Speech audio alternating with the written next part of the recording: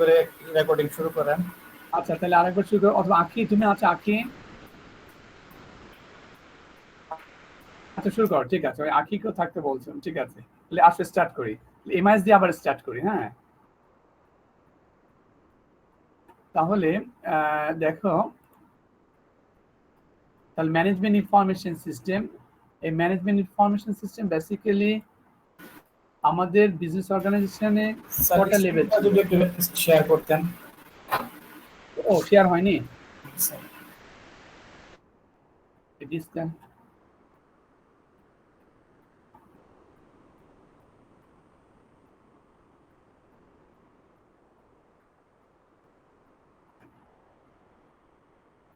এবার শেয়ার হয়েছে, তাই তো?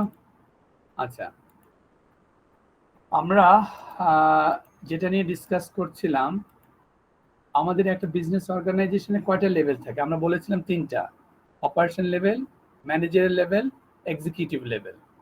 অপারেশন লেভেলটা সবচেয়ে নিচের লেভেল বা লোয়েস্ট ম্যানেজমেন্ট আমরা বলতে পারি, যেটাকে টিপিএস যেখানে ছিল, আমরা লাস্ট ক্লাসে ট্রানজেকশন প্রসেস সিস্টেম ডিসকাস করেছি।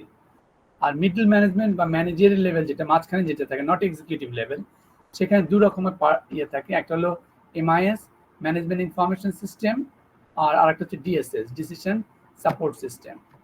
এই এমআইএস এ যেটা আমরা দেখব, যেখানে আসলে এর অ্যাক্টিভিটিস গুলো কি। এমআইএসটা এটা মিডল ম্যানেজমেন্টের একটা পার্ট, যেখানে বলা হচ্ছে যে high volume transaction level data. এই লেভেলে যে ডেটাগুলো আসছে, সোর্সটা কি, ডেটাটা কোথেকে পাচ্ছে? এমআইএস অপারেশন লেভেল থেকে পাচ্ছে। অর্থাৎ একটা বিজনেস অর্গানাইজেশনে, যদি গার্মেন্টস কোম্পানির কথা আমরা এর আগেও বলেছিলাম, যে ওয়ার্কাররা কতগুলো গার্মেন্টস ক্লথ তৈরি করতেছে, সেগুলো তারা কাউন্ট করতেছে, এবং একজন সুপারভাইজার থাকতেছে, সেই ইনফর্মাল ওয়েতে ডেটা গুলোকে প্রসেস করে দিচ্ছে কোথায়? ম্যানেজারিয়াল লেভেল বা এমআইএস এ। এমআইএস এ কি করে? এটাকে ওয়েল অর্গানাইজড ওয়েতে এটাকে রাখা হয়। আর ওয়েল অর্গানাইজড ওয়েতে কোথায় রাখবে? একটা ডেটাবেসে রাখবে, একটা এক্সেল স্প্রেডশিট রাখবে, তাই তো? এটা ওয়েল অর্গানাইজড ওয়েতে রাখা হচ্ছে, এবং huge volume of the data, প্রতিদিনের ডেটাগুলো আসতেছে, এবং এখানে ওয়েল অর্গানাইজড অবস্থায় রাখা হচ্ছে, যার জন্য বলা হচ্ছে যে ম্যানেজারিয়াল লেভেলে বা এমআইএস লেভেলে যে ডেটাগুলো, those are the high volume transaction level data. কিন্তু এর হাই লেভেল ট্রানজেকশন ডেটা হলে ডেটাগুলো প্রসেসিং যে সিস্টেমটা ভেরি সিম্পল, যার জন্য বলতে হচ্ছে processing method is simple model. আর আলটিমেটলি কি হচ্ছে, এই ডেটাগুলোকে দিয়ে কম্পাইল করে একটা রিপোর্ট প্রডিউস করা হচ্ছে, একটা রিপোর্ট জেনারেট করা হচ্ছে, যেটা হচ্ছে আউটপুটটা সামারি অফ রিপোর্ট। আর এই কাজটা কারা করতেছে? এটা মিডল ম্যানেজার, অর্থাৎ মিডল ম্যানেজারের মধ্যে থাকতেছে এমআইএস, মিডল ম্যানেজারের মধ্যে থাকে ডিএসএস। বাট এখানে ইনিশিয়ালি এই ডাটাগুলো নিয়ে যারা ডিল করতেছে, যারা ওয়েল অর্গানাইজড ফর্মাল ওয়েতে স্টোর করছে ডেটাবেস সিস্টেমে, এটা হচ্ছে মিডল ম্যানেজারের কাজ। তাহলে এরা হচ্ছে ইউজার। তাহলে আলটিমেটলি এটার একটা এক্সাম্পল নিচে দেওয়া আছে। তাহলে এক্সাম্পল ইজ অ্যানুয়াল বাজেটিং। আর বাৎসরিক একটা কোম্পানি যে অ্যানুয়াল বাজেট, এটা আর প্রিপেয়ার্ড আর produce by the MIS, management information system. তার কাজে এটা হচ্ছে এমআইএস মিডল ম্যানেজমেন্টের একটা part, along with the other activities, that is the DSS. DSS এর পাশাপাশি এটাও কাজ করছে। Question can be raised from here, what is MIS? Explain it briefly with proper example. এই ধরনের কোশ্চেন যদি আসে, you can manage, পারবে না? Yes sir. ওকে, নেক্সট আসো আমরা একটু দেখি ডিএসএস এর অবস্থানটা কি। আমরা দেখো ডিএসএস, ডিসিশন সাপোর্ট সিস্টেম, এটাও কিন্তু আমাদের কোন লেভেলে বলো তো? ডিএসএসটাও আমাদের ম্যানেজারিয়াল লেভেলে, রাইট? কারণ দুটো পাশাপাশি কাজ করতে, তোমার ট্রায়াঙ্গেল ডায়াগ্রামটা দেখেছো, তাই তো? ডিসিশন সাপোর্ট সিস্টেম, তাহলে decision support system transaction level data, এই ডেটাগুলো আসলে আলটিমেটলি কি হচ্ছে, যে এমআইএস যে ডাটা ইউজ করছে সেই ডেটাগুলো। কিন্তু ডিফারেন্সটা হচ্ছে ডিএসএস এবং এমআইএস এর মধ্যে পার্থক্যটা কোথায়? এমআইএস যে ডেটাগুলো ইউজ করতেছে সেই একই ডেটা কিন্তু ইউজ করতেছে ডিএসএস, ডিসিশন সাপোর্ট সিস্টেম, আর দুটো কিন্তু সেম লেভেলে বা মিডল ম্যানেজমেন্টে। তাহলে ডিফারেন্সটা কোথায় ডিএসএস এন্ড এমআইএস এর ক্ষেত্রে? DSS is more analytical compare to the MIS. কেন অ্যানালিটিক্যাল? তার কারণটা হচ্ছে যে মনে করো যে হিউজ ভলিউম ডেটাগুলো যে জেনারেট হচ্ছে এমআইএস নিচ্ছে, সেগুলো হচ্ছে এমআইএস একটা রিপোর্ট আকারে জেনারেট করছে, একটা পেজে একটা দুটো পেজে রিপোর্ট পাওয়া যাচ্ছে ডেটা। তো ওই ডেটাগুলোকে নিয়ে ডিএসএস কি করে ফার্দার অ্যানালাইসিস করে, এবং তারা বিভিন্ন ধরনের ফর এক্সাম্পল ওই ডেটা থেকে একটা গ্রাফ প্রডিউস করতেছে, একটা পাই চার্ট প্রডিউস করতেছে, বার চার্ট প্রডিউস করতেছে, লাইন চার্ট প্রডিউস করতেছে। তাহলে যখন তুমি অ্যাজ এ টপ ম্যানেজমেন্ট একটা বিজনেস অর্গানাইজেশন কোম্পানি, তোমরা টপ পজিশন এক্সিকিউটিভ লেভেলে আছো, তোমাদেরকে যদি একই কোম্পানির একই ডেটার অ্যানালাইসিস দুইভাবে দেওয়া হয়, এমআইএসএস দিলাম তোমাকে রিপোর্ট আকারে, আর ডিএসএস দিল ওই রিপোর্টটাকে ফার্দার অ্যানালাইসিস করে একটা গ্রাফ আকারে দিচ্ছে, তাহলে which is more easy to understand by the CEO. Top management আছে সিইও কোনটা সহজে বুঝতে পারবে? চার্ট বা ডিএসএস যেটা দিছে, ডিএসএস যেটা দিচ্ছে এটাই সহজে বুঝবে, এটাই স্বাভাবিক, তাই না? কোনটা ভিজুয়াল একটা information that is easy to understand, তাই না? কাজে ডিএসএস একই ডেটা নেই, বাট সে ফার্দার অ্যানালাইসিস করে visual information that can process to the executive level. It is easy to understand by the executive level when they receive any visual information rather than only the data. Clear? এইটাই হচ্ছে মূল difference between the DSS and MIS. মনে থাকবে? আচ্ছা, এখান থেকে একটা question আছে, what is the difference between MIS and DSS? Explain it briefly. এই ধরনের কোশ্চেন আসলে তোমরা আনসার করতে পারবে। আবার কোনো কোনো সময় একটা কোয়েশ্চেন আসে, খেয়াল করো, যে why the DSS information is more accepted by the executive level, right, rather than the MIS. Explain it briefly. এই ধরনের যদি কোশ্চেন আসে পারবে, অথবা why the DSS information is more important than the MIS. পারবো স্যার।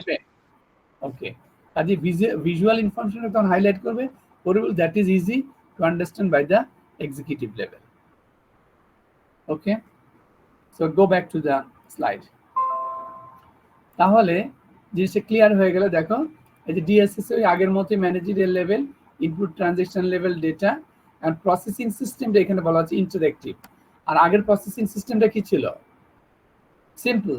এখন এখানে কেন ইন্টারঅ্যাক্টিভ বলতেছে বলো তো? কারণ এই ডেটাগুলোকে নিয়ে ডিএসএস ফার্দার অ্যানালাইসিস করে একটা ভিজুয়াল ইনফরমেশন প্রডিউস করছে ফর দ্য এক্সিকিউটিভ লেভেল। এই কারণে এটাকে আমরা ইন্টারঅ্যাক্টিভ বলছি প্রসেসিং সিস্টেম। আর আউটপুটটাকে কি বলা হচ্ছে? Decision analysis. যেহেতু এটা ফার্দার অ্যানালাইসিস হচ্ছে, সেই কারণে এটাকে আমরা ডিসিশন অ্যানালাইসিস বলে থাকি। এখানে ইউজার কারা? ইউজারটা হচ্ছে যে প্রফেশনাল স্টাফ, যারা more professional, they are using the DSS because the information produced by the DSS is very easy to understand by the top management. এখানে এক্সাম্পল হিসেবে আছে contract cost analysis.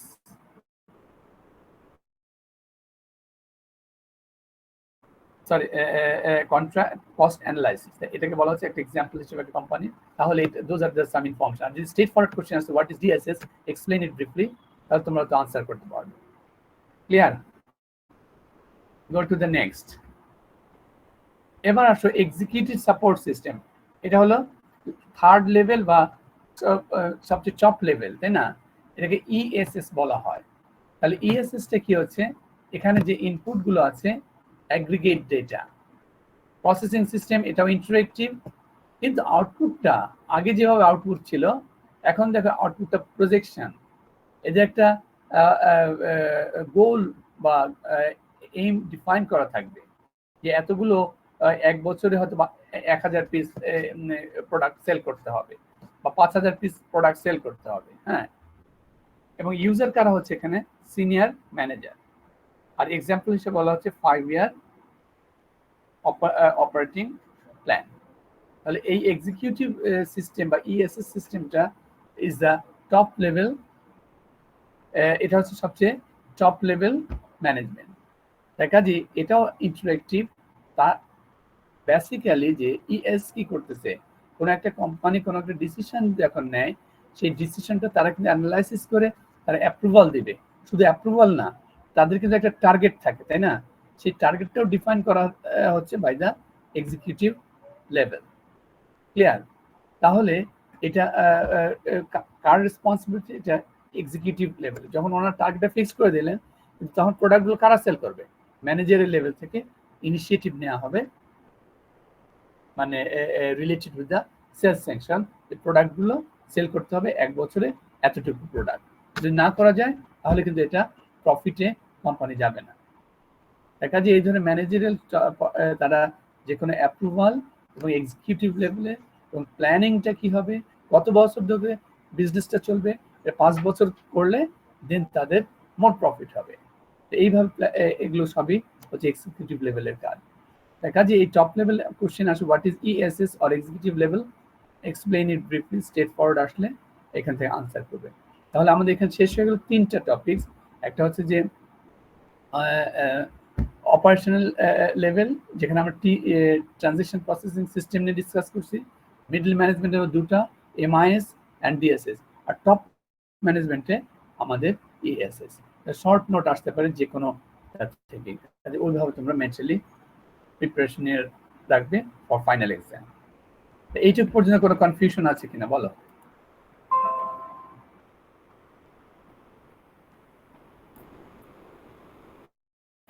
Five years operating plan. Next যাই।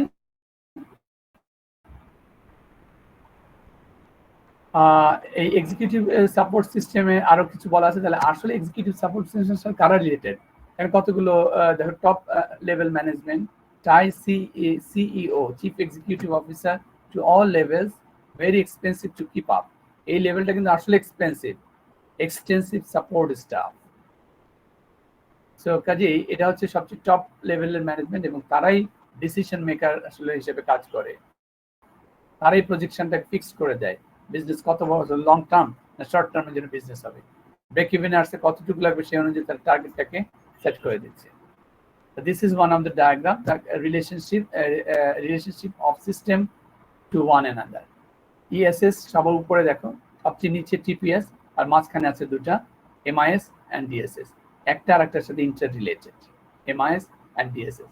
But দুজনেই কিন্তু information collect করতেছে TPS থেকে, but দুজনের analysis different.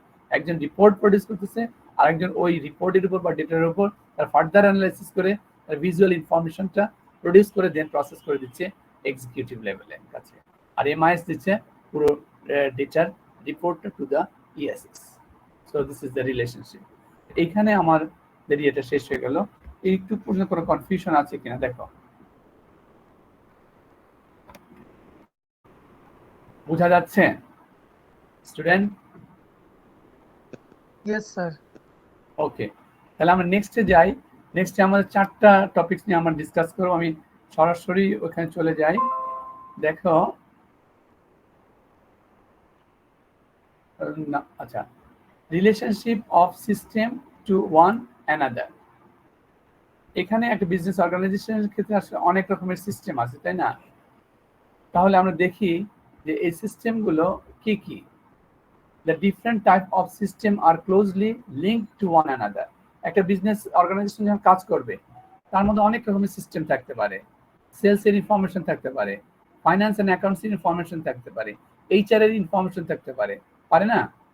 তার কাজেই একই বিজনেস অর্গানাইজেশন সবগুলো কিন্তু একটা আরেকটার সাথে ইন্টার রিলেটেড, মানে কোনোটাকে বাদ দিলে কিন্তু অর্গানাইজেশন রান করবে না, রাইট? আসো আমরা দেখি কিভাবে রিলেটেড।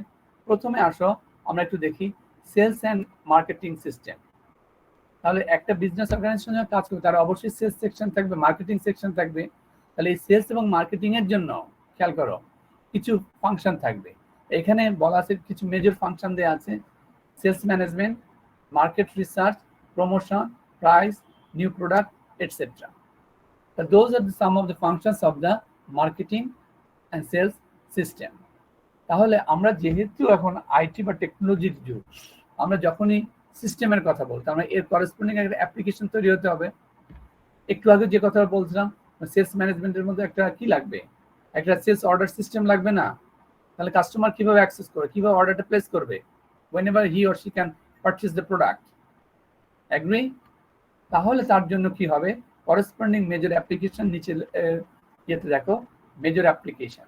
আমরা যদি বলি সেলস ম্যানেজমেন্ট, তার জন্য অবশ্যই একটা সেলস অর্ডার ইনফরমেশন সিস্টেম প্রয়োজন হবে বা অ্যাপস প্রয়োজন হবে, অ্যাপ্লিকেশন প্রয়োজন হবে বা অ্যান্ড্রয়েড অ্যাপস প্রয়োজন হবে যেটা তোমরা মোবাইলের মাধ্যমে অ্যাক্সেস করে থাকো। Is it clear? এটুকু বোঝা যাচ্ছে তো স্টুডেন্ট সেলস এন্ড মার্কেটিং এর ক্ষেত্রে? জি স্যার। যেগুলো ফাংশন থাকবে অবশ্যই তার করেসপন্ডিং অ্যাপ্লিকেশন থাকতে হবে, এটা ওয়েব বেসডই হোক অ্যান্ড্রয়েডই হোক, আদারওয়াইজ কাস্টমার কিন্তু অ্যাক্সেস করতে পারবে না, সেই কোম্পানির প্রোডাক্টগুলো পারচেস করতে পারবে না। তাহলে মেজর ফাংশন কয়েকটা দেওয়া আছে এখানে, তার করেসপন্ডিং অ্যাপ্লিকেশন। পরের স্লাইডে আসো। এই সেলস এন্ড মার্কেটিং সিস্টেম তিনটা কলামে ভাগ করা আছে, system, description, organisational level, right? সিস্টেমটা কি? সিস্টেমটা এখানে ধরে নাও এখানে অনেকগুলো সিস্টেমের কথা বলা আছে, এখানে অর্ডার প্রসেসিং আছে, প্রাইসিং অ্যানালাইসিস আছে, সেলস ট্রেন্ড ফোরকাস্টিং আছে, অনেকগুলো সিস্টেম আছে। Let's consider the order processing. তাহলে ডেসক্রিপশনটা কি? Entire process and track order. তাহলে অর্ডার প্রসেসিং যদি থাকে, তুমি আমি আমরা যখন একটা ফুড পারচেস করব বা বাইরের দেশ থেকে কোনো একটা প্রোডাক্ট পারচেস করব, আগে আমরা অর্ডার প্লেস করি, তাই না? অর্ডার প্লেস করার পর কি হচ্ছে, এটা প্রসেসিং হচ্ছে, একটা পর্যায়ে তারা ইনভয়েস রেজ করতেছে, মানিটা আমরা ফাইন্যান্সটা আমরা রেমিট করে দিচ্ছি, তাই তো? রেমিটেন্স হওয়ার পর then the processing to send the product from the source to the destination. তার প্রোডাক্টটা আসতে একটা সময় লাগে। এখন বিদেশ থেকে যদি আসে তখন আবার আমরা মনিটর করি না ওয়েব বেসড হলে যে কোথায় মালয়েশিয়া থেকে কোথায় আসলো, এটা কি বাংলাদেশে আসলো না অন্য কোনো দেশে গেল, তারপর বাংলাদেশে আসতেছে, কখন ঢাকায় আসতেছে বা চিটাগাংয়ে যাচ্ছে, everything we can monitor through the system, agree? তাহলে দেখো অর্গানাইজেশন লেভেল, তাহলে এই যে প্রসেসিং গুলো হচ্ছে অর্ডার প্রসেসিং, এটা আসলে যদি একটা বিজনেস অর্গানাইজেশনের তিনটা লেভেল বলছিলাম, operation level, managerial level, strategic level. তাহলে এই অর্ডার প্রসেসিংটা আসলে basically related with the organisational level, operational level, সবচেয়ে লোয়েস্ট লেভেলের সাথে। এটা ক্লিয়ার কিনা দেখো তো। First row, order process, entire process and track order and operational level. এটা বোঝা যাচ্ছে? জি স্যার। ওকে, ঠিক একইভাবে এখানে দ্বিতীয় একটা দেওয়া আছে, মানে প্রাইসিং অ্যানালাইসিস। এটা একটা সিস্টেম। তার প্রাইসিং অ্যানালাইসিস কি তোমরা বুঝতে পারো? প্রাইসিং অ্যানালাইসিস প্রাইসটা নিয়ে অ্যানালাইসিসটা করা হচ্ছে, তাই তো? এর ডেসক্রিপশনে দেওয়া আছে determine prices for products and services. তাহলে এই প্রাইস নির্ধারণ করাটা, প্রাইস নির্ধারণটা কে করবে? এটা কি অপারেশন লেভেল করবে না ম্যানেজারিয়াল লেভেল করবে? ম্যানেজারিয়াল লেভেল করবে on basis of the approval of the top management. যেটা অ্যান্ড সার্ভিস, বিভিন্ন কি কোনো সার্ভিস দিতে হবে, সার্ভিস বাড়াতে হবে না কমাতে হবে, এই ধরনের প্রসেসিং গুলো হবে through the managerial level, management level. এটা তার মানে এটা দ্বিতীয় অর্গানাইজেশনালের দ্বিতীয় লেভেল, রাইট? সবচেয়ে নিচের লেভেল যদি অপারেশনাল, তার ম্যানেজারিয়াল লেভেল। তারপরে the sales trend and forecasting, এই যে কতগুলো সেল হবে, কত বছর ধরে এই প্রোডাক্টগুলো সেল করা, 4 বছর না 5 বছর? ফোরকাস্টিং একটা কোম্পানির প্রিপেয়ার 5 ইয়ার সেলস ফোরকাস্টিং, একটু আগে এক্সাম্পল দেখলে এক্সিকিউটিভ লেভেলে। তাহলে এই ধরনের যে ফোরকাস্টিং এর কাজটা বা ডিসিশনটা make by the top management or strategic level. কাজেই এখানে যে ডায়াগ্রামটা দেখতে পাচ্ছ তোমরা বা টেবিল, সেলস অ্যান্ড মার্কেটিং, এখানে 3টা কলাম আছে এবং আমরা 3টা এখানে সিস্টেম এক্সপ্লানেশন দিলাম, তার ডেসক্রিপশন এবং অর্গানাইজেশনাল লেভেলের অবস্থানটা কি। তার মানে অপারেশন লেভেলের রেসপন্সিবল কাজটা কি হচ্ছে, ম্যানেজারিয়াল লেভেলে কি হচ্ছে, বা স্ট্র্যাটেজিক লেভেলে কি হচ্ছে। এই টেবিলটা ক্লিয়ার কিনা দেখো তো।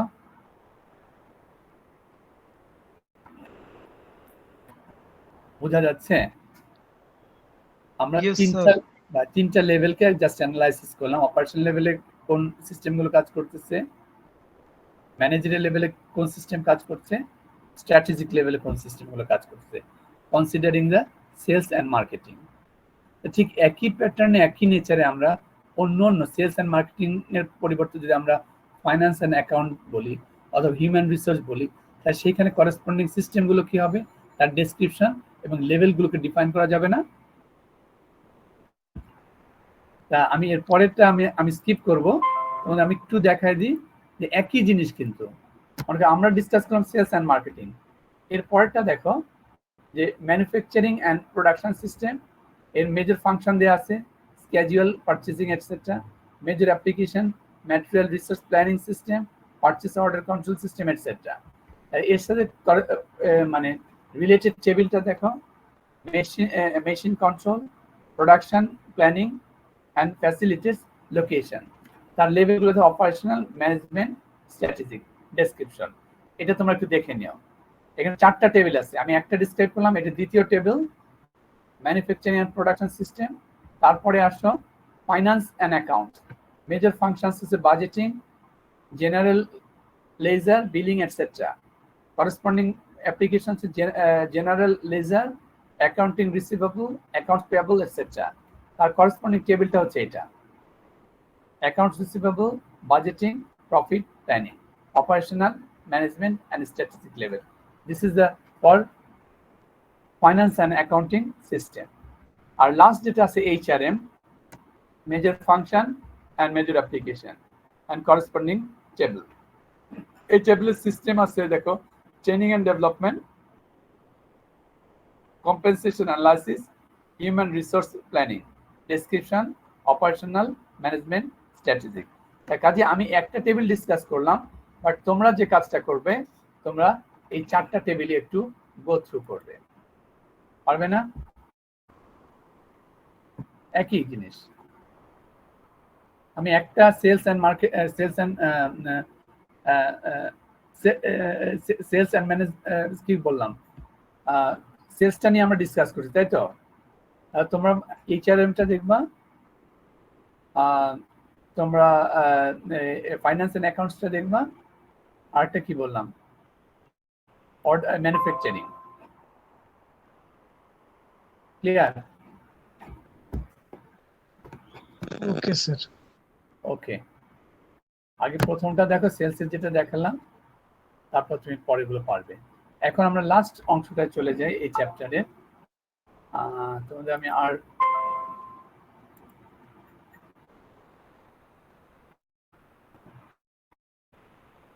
আচ্ছা, এখন দেখো যে business process and information system. তাহলে আসলে বিজনেস প্রসেসটা কি? Business process manner in which work is organized, coordinated and focused to produce a valuable product or services. তাহলে বিজনেস প্রসেসটা এখানে কি বলা হচ্ছে যে which work is organized, coordinated and focused to product a valuable focused to produce a valuable product or services. তাহলে যখন একটা বিজনেসের কথা আমরা বলবো, বিজনেস প্রসেস যখন আমরা করবো, তার মানে কি আলটিমেট আমাদের একটা গোল থাকে, তাই না? একটা কোন একটা গোলটাকে মিট আপ করতে হচ্ছে। তাহলে এটা বিভিন্নভাবে এই প্রসেসটা হতে পারে, এটা ম্যানুয়াল সিস্টেম হতে পারে, অটোমেটিক সিস্টেমে হতে পারে। আমরা যখন প্রসেসটা শুরু করি, যেমন তোমরা ফুড অর্ডার দাও, ফুড অর্ডারটা তোমরা কিভাবে দিচ্ছ? অনলাইনে হয় অর্ডার দিচ্ছ, বাট ফুডটা প্রসেসিং হয় কিভাবে আসছে, সেটা কিন্তু আবার অফলাইনে আসতে হচ্ছে, তাই না? তাই কাজেই বিজনেস প্রসেসটা কি হচ্ছে তার উপর ডিপেন্ড করে আসলে প্রোডাক্টটা কিভাবে আসবে।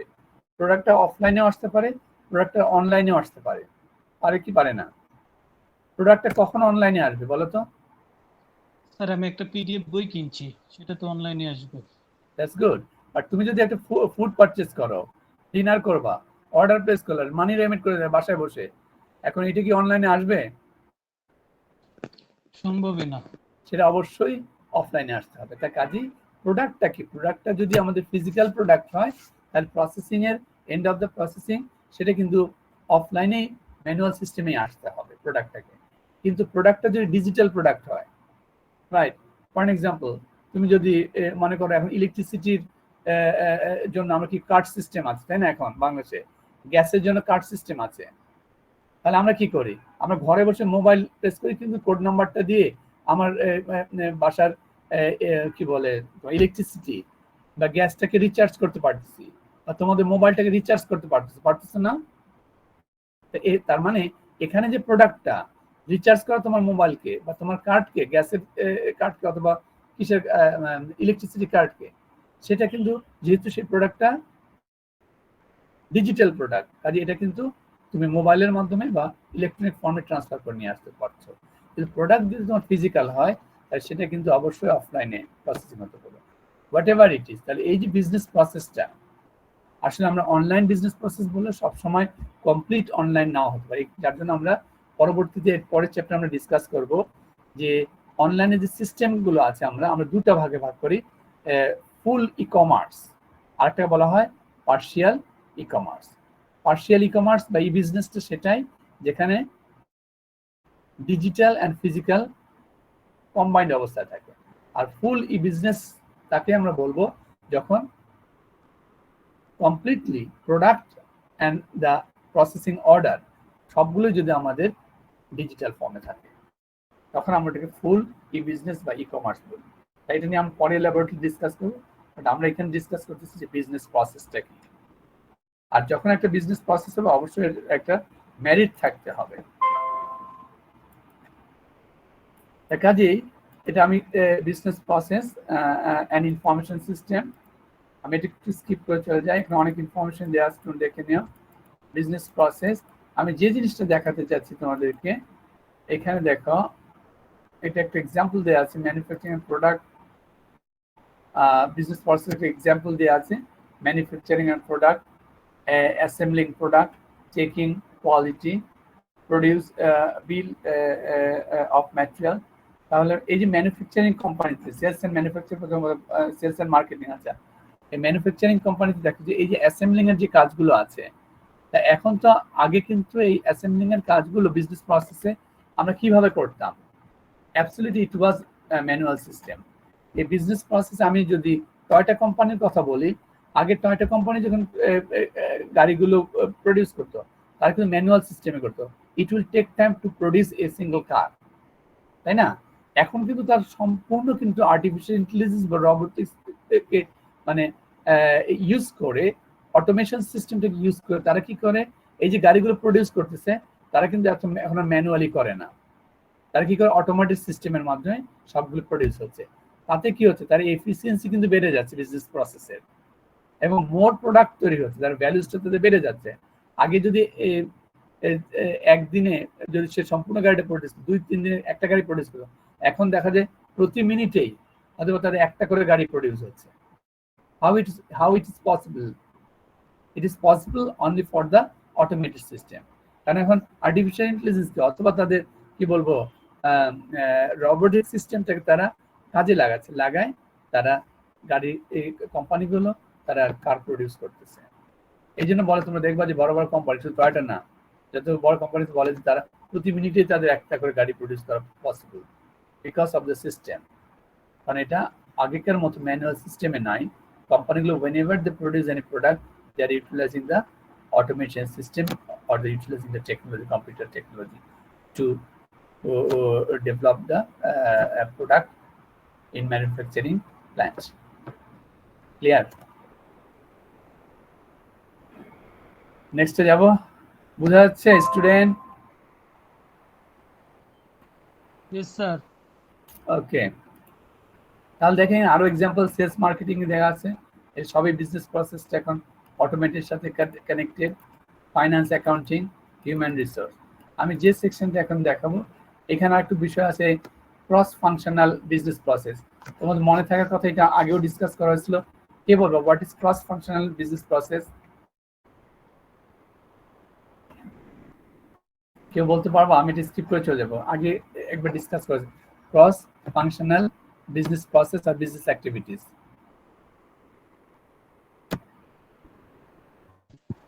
স্যার এখানে মনে হয় কম্বাইনলি থাকবে দুইটাই।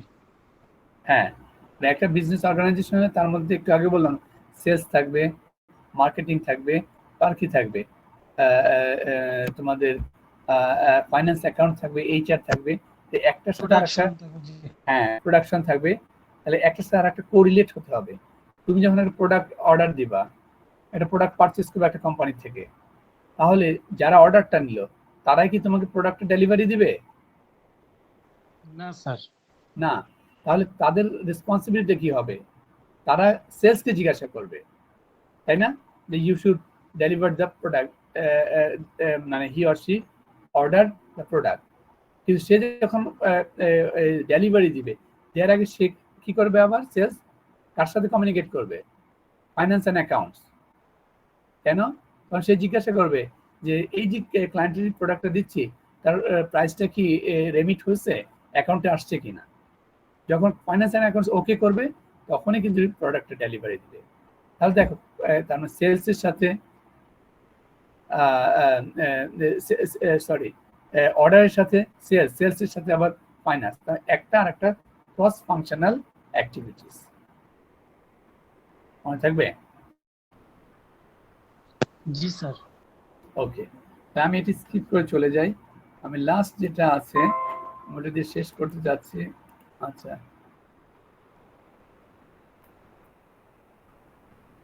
এখানে দেখো সিস্টেম এন্টারপ্রাইজ প্রসেস, এখানে 4টা সিস্টেম আছে। এন্টারপ্রাইজ সিস্টেম, এটাকে আমরা ইআরপি বলি।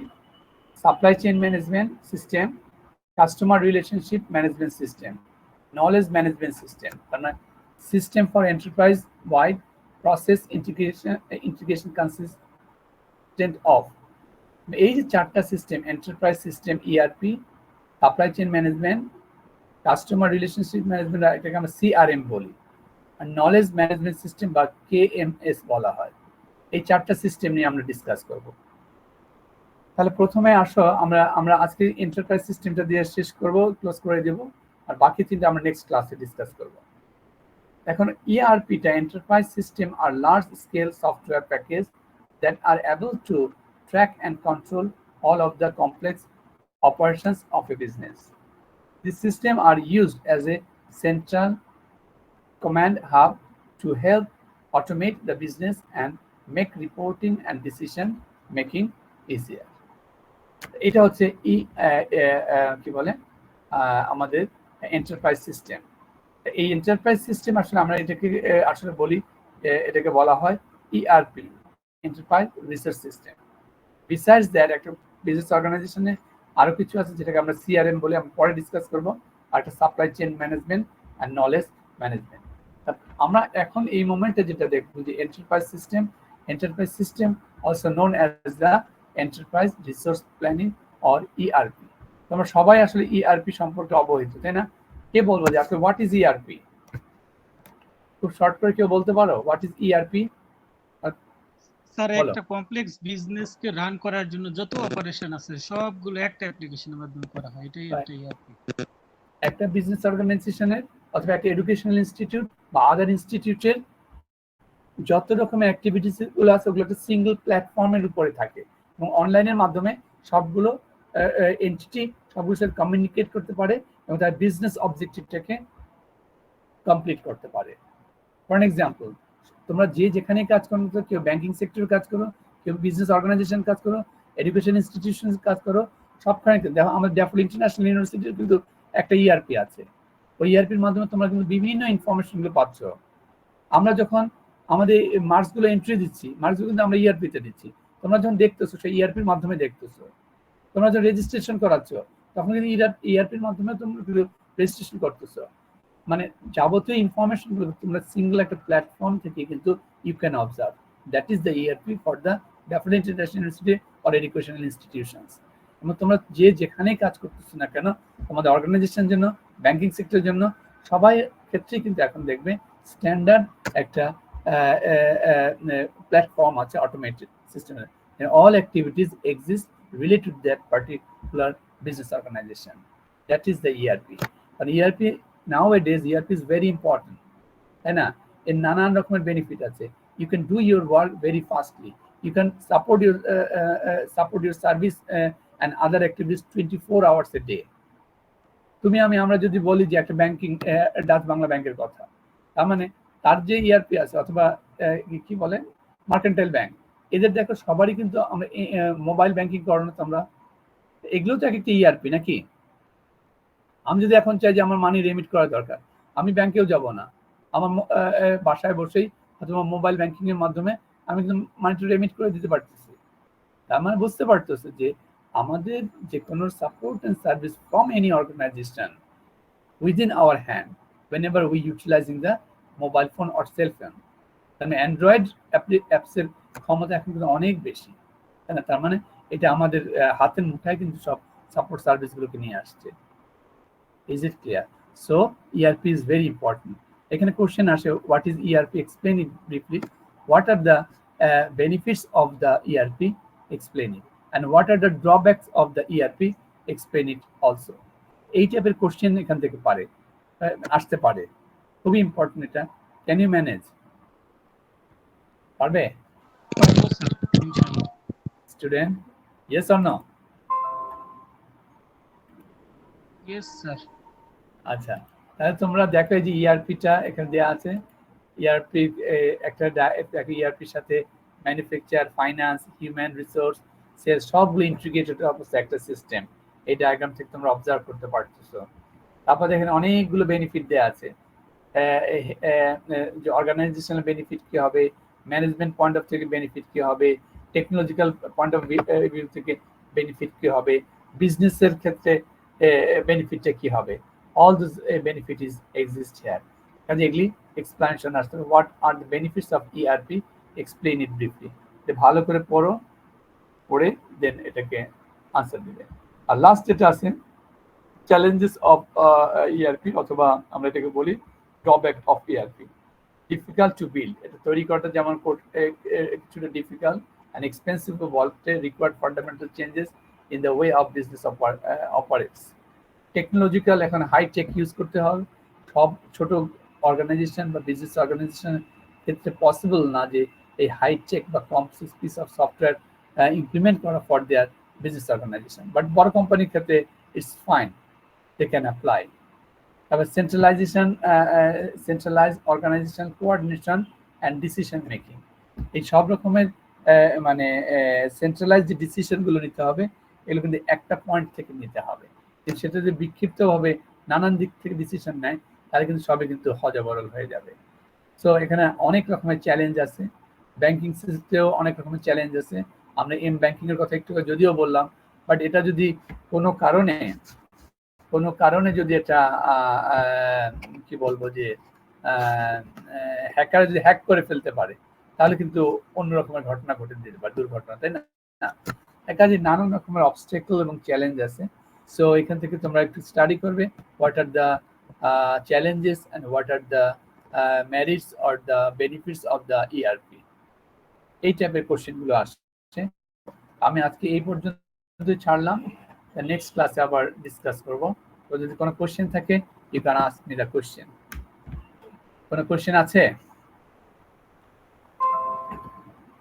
স্টুডেন্ট? আমাদের মিডের খাতাগুলো কি দেখছেন? আমাদের মিডের খাতা তুমি আমি বলতেছি নাম্বার পাবা, আজকে পাবা না, ওটা পাবা রোববার।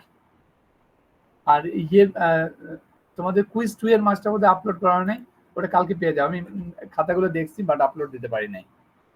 আর মিডেরটা আজকে কি বার? রোববার পাবা। হ্যাঁ, আর কোন কোশ্চেন আছে? স্যার সবথেকে কম মার্ক কত আসছে স্যার? সবথেকে কোথায় স্যার তুমি এত কম নাম্বার দিয়ে কি করবা? তুমি আমার সাথে কথা বলেছে আগে স্যার সবথেকে কম নাম্বার কত আসছে, কম নাম্বার দিয়ে কি করবা? পরীক্ষা দিতে থাকো ইনশাআল্লাহ। হ্যাঁ, আচ্ছা। তা আমি যেটা বলছিলাম, আচ্ছা আমাদের যে পোর্টালে বোধহয় ঝামেলা হচ্ছে। সিআর আসো বা আখি আসো এখানে? আখি, আচ্ছা স্যার আমি আছি স্যার। তুমি কি করতে পারবা? কি বলে এখানে স্টুডেন্টের যতগুলো নাম আছে এটা স্ক্রিনশট দিতে পারবা? জি স্যার, স্ক্রিনশট তো নেওয়া যাবে। তাহলে সাথে স্যার চ্যাট বক্সে যদি আইডিটা দিয়ে দেয় ওটাও ভালো হবে, কারণ স্যার ক্লাস রেকর্ড হচ্ছে। স্ক্রিনশট কে তুমি করবা? স্যার কে করবে? সিআর করবে। এখন সফটওয়্যার আমরা সবাই চ্যাট বক্সে আইডি কমেন্ট করে চ্যাট দিই। বক্সে আইডি কমেন্টসটা দিয়ে দাও, আর আখি শুধু ইয়েটাকে তুমি স্ক্রিনশট দাও, দুটাই দাও। স্যার সম্ভবত স্যার অ্যাটেন্ডেন্স এখন নিতে পারবেন স্যার, কাজ করতেছে এখন। তুমি শিওর? আমি এক জি, মিনিটে আমি ঢুকলাম। একটু আগে ছিলাম তো ইয়েতে, কখন ঢুকছো তুমি? আমি যে বেসিতে একটু আগে ঢুকলাম, সারাদিন কাজ হচ্ছিল না, এই যে একটু আগে না হচ্ছিল। না, এই দেখো, এই যে আমি ঢুকার চেষ্টা করতেছি, এই যে শেয়ার দেওয়া আছে তো, এই যে যাচ্ছে না। ও তাহলে আপনার হচ্ছে না। আগে আগে আগে স্যার লাস্টে ডট বিডি যেগুলো স্যার ওগুলাতে একটু ঝামেলা করছে স্যার। লাস্টে স্যার ডট বিডি স্যার মানে যেটা ডোমেইনের শেষে ডট বিডি আছে স্যার, হ্যাঁ প্রত্যেকটাই ঝামেলা করছে। বিটিআরসি একটা সমস্যা চলছে বিডিআর স্যার। এই ওই আমি সকালে আমি খবর নিচ্ছি, তারা বলছে হ্যাঁ বিডি গভর্নমেন্ট লেভেল থেকে বোধহয় কোনো একটা ঝামেলা চলতেছে। জি স্যার, বিটিসিএল এর সমস্যা হয়েছে স্যার। আচ্ছা, অসুবিধা না, তোমরা একটু কষ্ট করে চ্যাট বক্সে সবাই দাও যারা। হ্যাঁ হ্যাঁ হ্যাঁ, বল মেহেদি। হ্যাঁ, কোন পেজ? হ্যাঁ হ্যাঁ, ওইটা তো আপলোড করে দিচ্ছি।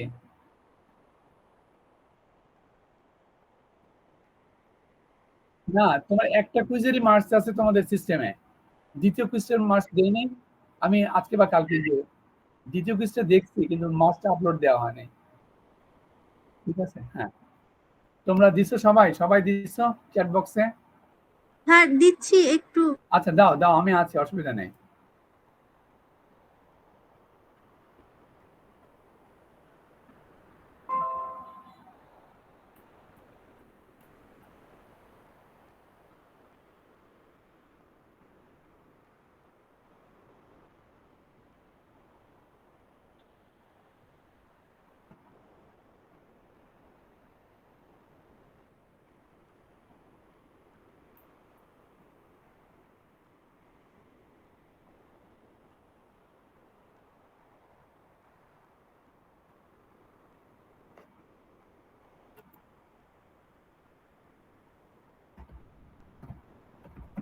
স্যার স্ক্রিনশট যেগুলো রেখেছি এটা কি আপনাকে হোয়াটসঅ্যাপ করে দিব?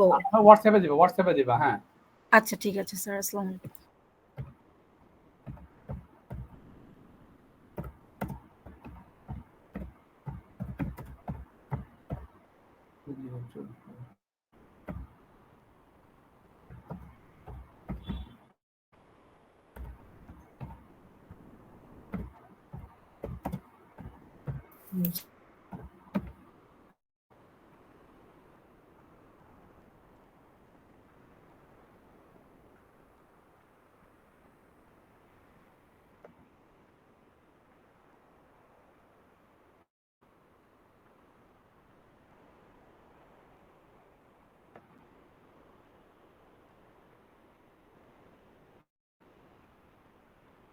সবার অ্যাটেন্ডেন্স দেওয়া হয়েছে স্টুডেন্ট?